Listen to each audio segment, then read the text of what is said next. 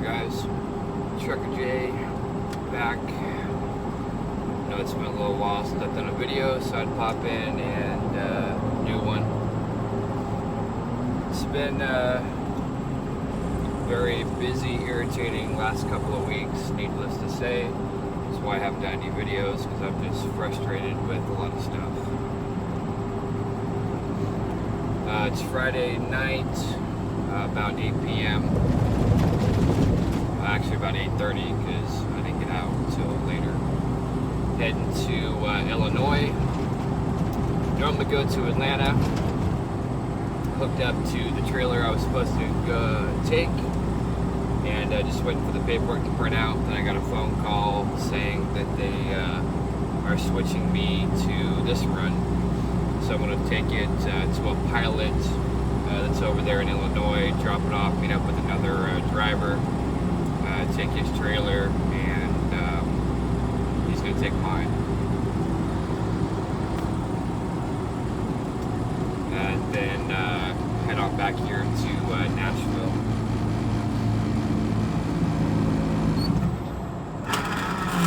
Oh yeah, grind them gears.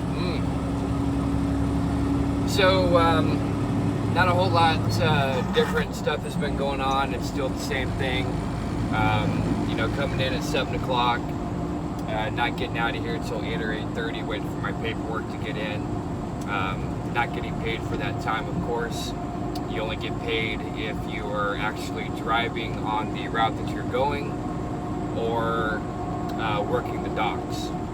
So basically how it's been going is I drive down to Atlanta, I come back, it's about a 7-8 hour drive depending on traffic.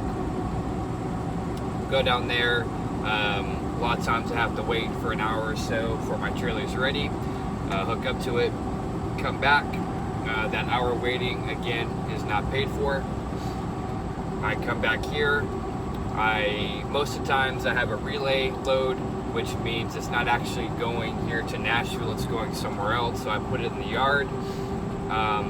Every now and then I'll have a run or a trailer that actually is coming here, so I log in to our handheld device that we have.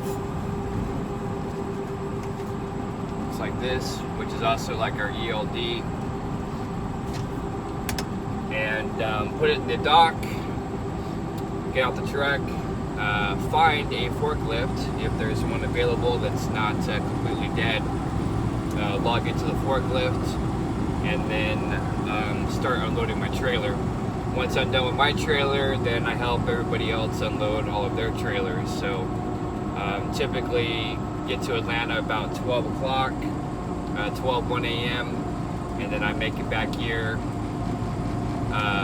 you know, by about 6 a.m. So 6, 7, 8, 9. So I got about 3 hours that I'm working on the dock.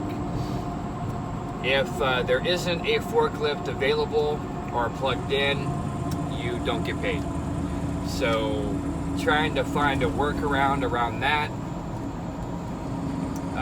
You know, if you're sweeping out trailers or, you know, moving stuff around the dock, if you're not logged into a forklift, you're just not getting paid for it. Something else that's been a little bit frustrating is we have a meeting every Tuesday. He's got 3 different meeting times, so 6, 6:30, and 7. Again, not getting paid for that meeting because you're not driving or logged into a forklift.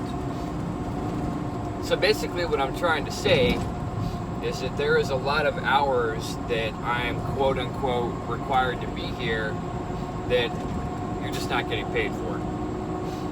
This will be, I think this is my 4th week now, so I've been there for a month. So I'm ending up a month of being here. And it is just, it's been crazy. And I know, you know, there's going to be a learning curve and everything with stuff, but, you know, and then, you know, you figure things out and things get better. I just, honestly, I'm just not seeing this getting any better. So, as far as the pay goes, you know, the potential, you know, to make $1,500, $1,700 a week is there. if everything goes right, if you're not waiting around, if your trailers are good to go, if there's a forklift ready for you to to log into, no problems with the trailers, the truck, so you don't have to go to the shop, which they just band-aid things. They don't ever really seem to fix anything. You work the docks, and you know you can make some decent money. But that is if everything goes right. This company has a very high turnover rate, and I can definitely see why they have a high turnover rate. It's cold here. The docks are opened up. You're on it for 3 to 6 hours, just depending on when you get back, and it's wrapping cold. You get paid $25 an hour when you're working the docks. So, I mean, you can make a decent amount of money. I think the Atlanta run is like $280 round trip. And then you figure you work 2 or 3 hours at the docks, so 75. So it's, you can easily make 300 plus a day, 5 days a week. So that's $1,500 before taxes. So the potential for making money is definitely there. You just have to, making sure I'm going the right way. Everything just has to work out right for you to be able to do that. So my first check, is when they're about 3 weeks behind in their payroll. So it takes you a couple of weeks before you get, an actual check. The first check that I got was $500. They give you the availability to get an advance on your pay. Then they take out $100 out for 5 weeks after that to pay back the advance. Depending on when you start, your second, possibly your third week is going to be training. So you typically work about 3 or 4 days driving around with somebody. You get paid $125 a day for training. Orientation, was about 4 or 5 hours. It was basically watching videos, filling out paperwork. I believe you got paid $125 for that. I actually need to go back and double check. I just, I never did it. So your second week, you're basically gonna get $125, for about 4 days. Your 5th day is gonna be the day that you're out on your own, and that's the one that you can make, the $300 a day for that. Sorry, the video is dark. I am driving. Yeah, you guys don't want to see my crazy face, anyways. So then your second week check is basically going to be another probably $500 or $600. Now for me, when I started, I didn't start orientation until Wednesday. I worked Wednesday and Thursday. Friday, my trainer didn't show up, so I didn't get paid Friday. The next week crossed over. Then I did about 2 or 3 days of training. So my first check was $500. My second check after taxes and the $100 being taken out was only $100. My third check was about $400. And the check that I just got last night was only for 4 days because I took a day off trying to get, reacquainted with the 14-hour, working nights. Just kind of wiped me out. So I ended up taking a day off so I could sleep in a little bit. And actually, it was Friday night, so I was able to Uber and Lyft, to get some cash money right then and there without having to wait a couple of weeks. So this check I took home was $950, and it was only for 4 days. That was minus the $100 for the advance and then taxes. So, like I said, $1,500, $1,700, $1,800 checks are very, very capable of getting. I am really just not a fan of working 14-hour days. They don't take into account drive time to get home. So you get here at 7 p.m., you get off at 9. That's 14 hours. It takes you about 45 minutes to drive home because that's rush hour, in Nashville. So I get home about 9:45, 10 o'clock, take a shower, get something to eat. That's about 10:30, 11 o'clock before I go to bed. Figure it takes me about a half an hour to an hour to fall asleep, so we're talking about noon. So about noon, I'm asleep. Then I have to get up about 5:30 to get ready to go to work. So take a shower, grab something to eat. I leave at 6 o'clock because, again, rush hour traffic.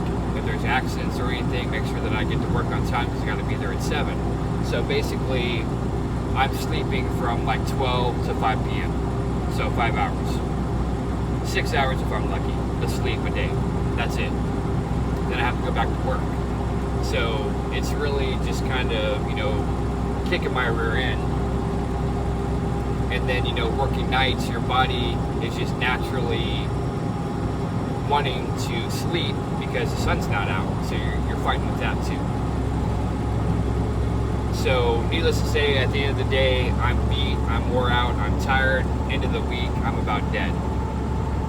And not to mention that if I want to see Lindsay, the flight attendant I've been dating for last year, when she's in town, I can't see her at night. I can only see her during the day. So I go and try to spend an hour or two with her, and if I do that, it even cuts into my sleep time even more. So I really, maybe one or 2 days a week possibly is when I'm seeing her, because she normally goes about 4 days at a time. And I can't meet up with her on the weekends either. So I basically have Monday through Thursday with the situation I'm in to hang out and see her. So it's just a lot going on. So I really think that this weekend I'm really going to look around harder, see if there's any other options that are out here. I do have to work nights if I want to, spend time with her. If I want to see her, I have to work nights until she's able to move out of her situation and the two of us can get a place together. Then that way I can see her, more often. But for right now, I have to work nights. So I'm gonna take a look, see what other options are out there. We do have a guy that works for U.S. Express that stays in our yard. So he's on here, a dedicated account, works every night. He just picks up a trailer, drops it off, comes back. I talked to him a little bit earlier today, this evening, and depending on how many miles he goes, he gets paid anywhere between $1 to $2.50 a mile. So, he's easily bringing home, $1,200-$1,400 a week. And he's only working 8 to 10 hours a day. He doesn't have to deal with the forklift. He has an OTR truck. He can park it there in the yard. So, as much as I am really hesitant of going to work for that company, it may actually not be that bad of a deal if I can get on a dedicated account. He said there used to be a couple of other guys that are doing it. He said they left, so he didn't know for sure if they just didn't have a lot of freight and runs, or if they just didn't have anybody to replace them.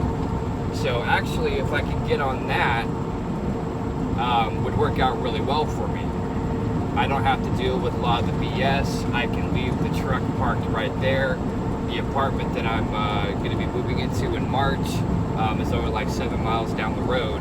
So just like at FedEx, I can leave the truck parked there, and then I can just drive my car home every day and actually still sleep in a normal bed.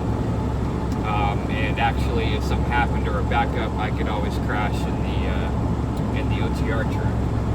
So actually, I really think that I'm going to give them a call on Monday and see if they've got anything available, and might go that route. I don't want to go back OTR long hauling, but if I could get a dedicated, account contract where I'm staying here and I'm here every day, weekends off, then that actually would be a better deal for me.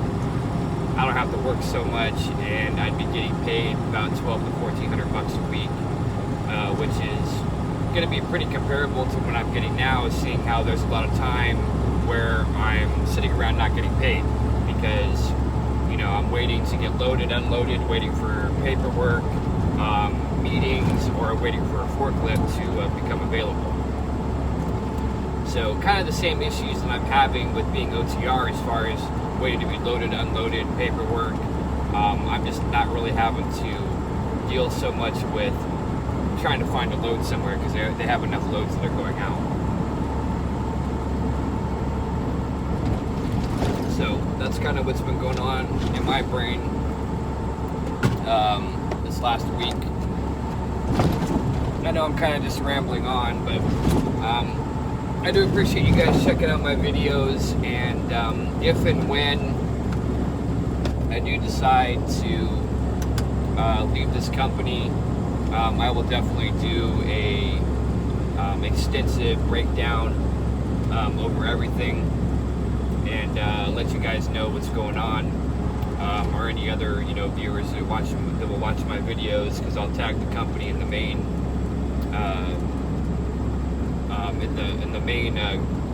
details of the video, just giving them a heads up, you know, kind of telling them exactly how it's going to be, because when I, you know, was talking to the recruiter here, it was 10 to 12 hours with the occasional 14-hour work day. You unloaded your trailer and you went home. That's what I was told, and it was a, you know, 4 or 5 different time conversation, and I didn't just talk to him once. So it was repeatedly, you know, I was lied to about things. So, and I couldn't find any other videos on the company on YouTube.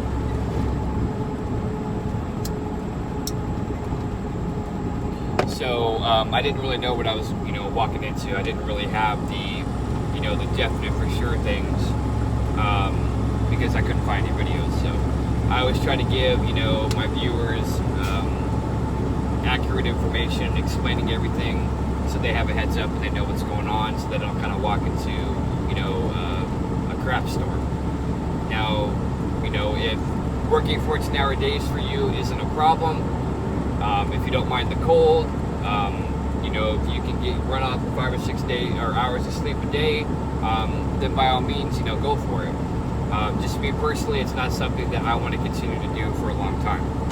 It's just, you know, trying to see her and sleep and everything else. It's just not seeming to work out very well for me. So that's what's going on there. But so I got about another 3.5 hour drive. Go drop off this trailer. So I'm gonna play some music, get to the zone, and drop this trailer off. So I will do another video here in a couple days. Just kind of, you know, ramble, give you an update, let you know what's going on, what I find out. So as always, guys, thank you very much for checking out my videos. If you haven't done so yet, hit the like, share, subscribe button. Ring the bell, you get notified when I put out new videos. And you know, greatly appreciate you guys checking me out. Definitely be safe out there. Look out for yourself and one another. And until next video, Trucker J is out.